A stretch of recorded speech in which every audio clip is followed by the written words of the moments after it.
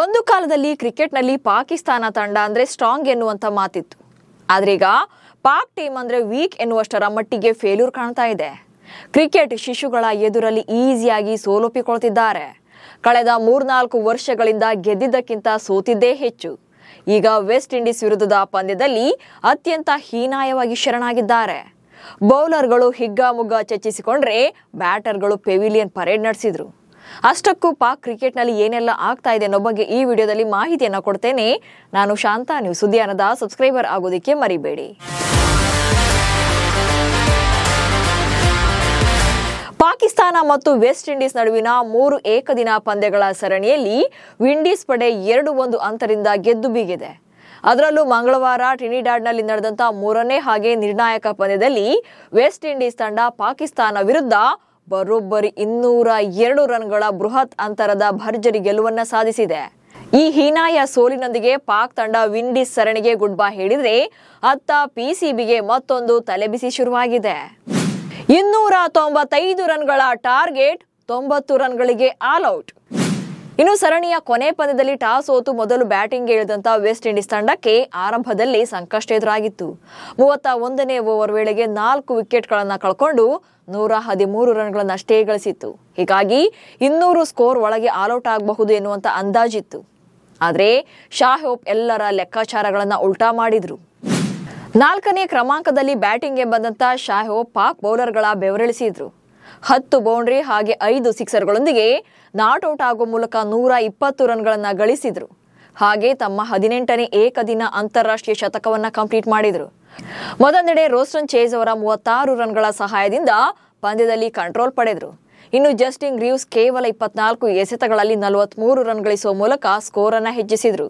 ಪರಿಣಾಮ 50 ಓವರ್ಗಳಲ್ಲಿ 6 ವಿಕೆಟ್ಗಳ ನಷ್ಟಕ್ಕೆ 294 ರನ್ಗಳನ್ನ ಕಲೆ ಹಾಕಿತ್ತು ವಿಂಡೀಸ್ ತಂಡ. ಆದ್ರೆ ಈ ಬಿಗ್ ಟಾರ್ಗೆಟ್ ಅನ್ನ ಬೆನ್ನತ್ತಿದಂತ ಪಾಕಿಸ್ತಾನ ಖಾತೆ ತೆರೆಯೋ ಮೊದಲೇ ತನ್ನ ವಿಕೆಟ್ಗಳನ್ನ ಕಳ್ಕೊಳ್ತು. ಜೇಡನ್ ಸೀಲ್ಸ್ ಅವರ ಮಾರಕ ದಾಳಿಗೆ ಪಾಕ್ ಪತನವಾಗುತ್ತಲೇ ಸಾಕ್ತು. ತಮ್ಮ 3ನೇ ಎಸೆತದಲ್ಲಿ 1 ವಿಕೆಟ್ ಪಡೆದ್ರು.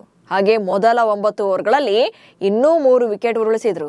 ಪಾಕ್ ಪರ ಓಪನರ್ಗಳು ಡಕ್ಔಟ್ ಆಗಿದ್ರೆ 4ನೇ ಕ್ರಮಾಂಕದಲ್ಲಿ ಬಂದ ಮೊಹಮ್ಮದ್ ರಿಜ್ವಾನ್ ಕೂಡ ಗೋಲ್ಡನ್ ಡಕ್ ಆದ್ರು. ಇನ್ನು ಪಾಕ್ ಪರ ಸಲ್ಮಾನ್ ಅಲಿ ಅಘಾ 30 ರನ್ ಗಳಿಸಿದ್ದೇ ಹೈಯೆಸ್ಟ್ ಸ್ಕೋರ್ ಆಯ್ತು. ಹಾಗೆ 3 ಬ್ಯಾಟರ್ಗಳು ಮಾತ್ರವೇ 2 ಅಂಕಿ ಮೊತ್ತವನ್ನ ದಾಟಿದ್ದು. ಪರಿಣಾಮ ಪಾಕಿಸ್ತಾನ ತಂಡವನ್ನ ಕೇವಲ 92 ರನ್ಗಳಿಗೆ ಆಲ್ಔಟ್ ಮಾಡಿ ವೆಸ್ಟ್ ಇಂಡೀಸ್ ತಂಡ ಭರ್ಜರಿ ಗೆಲುವನ್ನ ಸಾಧಿಸಿತ್ತು. ಒಂದ್ ಕಡೆ ಬ್ಯಾಟಿಂಗ್ ನಲ್ಲಿ ಶಾಹೋಪ್ ಶತಕ ಬಾರಿಸಿ ತಂಡವನ್ನ 300ರ ಗಡಿಯತ್ತ ಸಾಗಿಸಿದ್ರೆ, ಇತ್ತ ಬೌಲಿಂಗ್ ನಲ್ಲಿ ಜೇಡನ್ ಸೀಲ್ಸ್ ಹೊಸ ದಾಖಲೆಯನ್ನ ಸೃಷ್ಟಿಸಿದ್ರು. 6 ವಿಕೆಟ್ ತೆಗೆದು ಇತಿಹಾಸ ಸೃಷ್ಟಿಸಿದ ವಿಂಡೀಸ್ ವೇಗಿ. ಇನ್ನು ಈ ಪಂದ್ಯದಲ್ಲಿ ಮತ್ತೊಂದು ಹೈಲೈಟ್ ಅಂದ್ರೆ ವೆಸ್ಟ್ ಇಂಡೀಸ್ ತಂಡದ ವೇಗದ ಬೌಲರ್ ಜೇಡನ್ ಸೀಲ್ಸ್ ತಮ್ಮ ಅದ್ಭುತ ಬೌಲಿಂಗ್ ಪ್ರದರ್ಶನದೊಂದಿಗೆ ಡೇಲ್ ಸ್ಟೇನ್ ಅವರ ದಾಖಲೆಯನ್ನ ಬ್ರೇಕ್ ಮಾಡಿದ್ದು. 7.2 ಓವರ್ಗಳನ್ನ ಬೌಲ್ ಮಾಡಿದಂತ ಸೀಲ್ಸ್ ಕೇವಲ 18 ರನ್ಗಳನ್ನ ಮಾತ್ರ ನೀಡಿ 6 ವಿಕೆಟ್ಗಳನ್ನ ಬೇಟೆಯಾಡಿದ್ರು.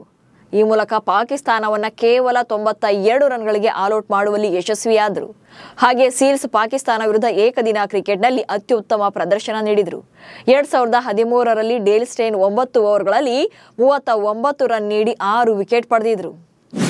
34 ವರ್ಷಗಳ ಬಳಿಕ ಪಾಕ್ ವಿರುದ್ಧ ಸರಣಿ ಗೆದ್ದ ವಿಂಡೀಸ್. ಇನ್ನು ಪಾಕಿಸ್ತಾನ ವಿರುದ್ಧದ ಈ ಪಂದ್ಯದಲ್ಲಿ ಗೆದ್ದು ವಿಂಡೀಸ್ ತಂಡ ದಾಖಲೆ ಬರೆದಿದೆ. 1991ರ ಬಳಿಕ ಪಾಕ್ ವಿರುದ್ಧ ಏಕದಿನ ಸರಣಿ ಗೆದ್ದೇ ಇರಲಿಲ್ಲ. ಇದೀಗ 34 ವರ್ಷಗಳ ಬಳಿಕ ಪಾಕಿಸ್ತಾನದ ವಿರುದ್ಧ ವೆಸ್ಟ್ ಇಂಡೀಸ್ನ ಮೊದಲ ಏಕದಿನ ಸರಣಿ ಗೆಲುವು. ಹಾಗೆ ಏಕದಿನ ಇತಿಹಾಸದಲ್ಲಿ ಪಾಕಿಸ್ತಾನವನ್ನ ಅತಿ ಹೆಚ್ಚು ರನ್ಗಳ ಅಂತರದಲ್ಲಿ ಸೋಲಿಸಿದಂತ ದಾಖಲೆ ಬರೆದಿದೆ. ಈ ಲಾರ್ಜ್ ಮಾರ್ಜಿನ್ ಸೋಲಿನಿಂದ ಪಾಕಿಸ್ತಾನ ಇದುವರೆಗೆ ಅನುಭವಿಸಿದಂತ ಟಾಪ್ 10 ಏಕದಿನ ಸೋಲುಗಳಲ್ಲಿ ಇದು ಕೂಡ ಒಂದಾಗಿದೆ. ಹಾಗಾದ್ರೆ ಪಾಕಿಸ್ತಾನ ತಂಡ ಅತಿ ಹೆಚ್ಚು ರನ್ಗಳ ಅಂತರದ ಸೋಲುಗಳು ಯಾವಾಗ ಕಂಡಿತ್ತು ಅನ್ನೋದನ್ನ ನೋಡ್ತಾ ಹೋಗೋಣ. ಶ್ರೀಲಂಕಾ ವಿರುದ್ಧ 2009ರಲ್ಲಿ 234 ರನ್ಗಳಿಂದ ಸೋಲನ್ನ ಕಂಡಿತ್ತು. ಇದು ಪಾಕಿಸ್ತಾನ ಅನುಭವಿಸಿರುವಂತಹ ಅತ್ಯಂತ ಹೀನಾಯ ಸೋಲುಗಳಲ್ಲಿ ಟಾಪ್ 1 ನಲ್ಲಿದೆ. ಇನ್ನು ಈ ಸೆಕೆಂಡ್ ಪ್ಲೇಸ್ ನಲ್ಲಿ ಭಾರತ ಇದೆ. ಭಾರತ 2023ರಲ್ಲಿ ಪಾಕಿಸ್ತಾನ ತಂಡವನ್ನ 228 ರನ್ಗಳಿಂದ ಸೋಲಿಸಿತ್ತು. ಇನ್ನು 2007ರಲ್ಲಿ ಆಸ್ಟ್ರೇಲಿಯಾ ತಂಡ ಪಾಕಿಸ್ತಾನವನ್ನ 224 ರನ್ಗಳಿಂದ ಸೋಲಿಸಿತ್ತು. ಇದೀಗ ವೆಸ್ಟ್ ಇಂಡೀಸ್ ತಂಡ 4ನೇ ಪ್ಲೇಸ್ ನಲ್ಲಿದ್ದು 2025ರಲ್ಲಿ ಅಂದ್ರೆ ಈಗ 202 ರನ್ಗಳಿಂದ ಸೋಲನ್ನ ಅನುಭವಿಸುವಂತೆ ಮಾಡಿದೆ. ಇನ್ನು ಇಂಗ್ಲೆಂಡ್ ತಂಡ 1997ರಲ್ಲಿ 198 ರನ್ಗಳಿಂದ ಪಾಕಿಸ್ತಾನವನ್ನ ಸೋಲಿಸಿತ್ತು. ಹಾಗೆ 2018ರಲ್ಲಿ ನ್ಯೂಜಿಲೆಂಡ್ ತಂಡ 183 ರನ್ಗಳಿಂದ ಪಾಕಿಸ್ತಾನಕ್ಕೆ ಸೋಲಿನ ಆಘಾತ ನೀಡಿತ್ತು. ಹಾಗೆ ಇಂಗ್ಲೆಂಡ್ ತಂಡ 2016ರಲ್ಲಿ 169 ರನ್ಗಳಿಂದ ಪಾಕಿಸ್ತಾನ ಸೋಲುವಂತೆ ಮಾಡಿತ್ತು. ಇನ್ನು ಶ್ರೀಲಂಕಾ ತಂಡ 2015ರಲ್ಲಿ 165 ರನ್ಗಳಿಂದ ಸೋಲುವಂತೆ ಪಾಕಿಸ್ತಾನವನ್ನ ಮಾಡಿತ್ತು. ಹಾಗೆ ದಕ್ಷಿಣ ಆಫ್ರಿಕಾ ತಂಡ 2007ರಲ್ಲಿ 164 ರನ್ಗಳ ಬೃಹತ್ ಅಂತರದಿಂದ ಪಾಕಿಸ್ತಾನವನ್ನ ಸೋಲಿಸಿತ್ತು. ಇನ್ನು ದಕ್ಷಿಣ ಆಫ್ರಿಕಾ ತಂಡ 1995ರಲ್ಲಿ 157 ರನ್ಗಳಿಂದ ಸೋಲುವಂತೆ ಮಾಡಿತ್ತು. ಹೀಗೆ ಪಾಕಿಸ್ತಾನ ತಂಡ ವರ್ಷದಿಂದ ವರ್ಷಕ್ಕೆ ಡಮ್ಮಿ ಆಗ್ತಾನೆ ಹೋಗ್ತಿದೆ. ಅಷ್ಟೇ ಅಲ್ಲದೆ ತಂಡದಲ್ಲಿ ಕೋಚ್, ಸ್ಟಾಫ್ಸ್ ಅಂತ ಸಾಕಷ್ಟು ಬದಲಾವಣೆಗಳನ್ನ ಮಾಡಿದ್ರೂ ಕೂಡ ಯಾವುದೇ ಬದಲಾವಣೆ ಆಗ್ತಾ ಇಲ್ಲ, ಸುಧಾರಣೆ ಕಾಣ್ತಾ ಇಲ್ಲ. ಇದೇ ಈಗ PCBಗೆ ದೊಡ್ಡ ತಲೆನೋವಾಗಿದೆ. ನಮಸ್ಕಾರ.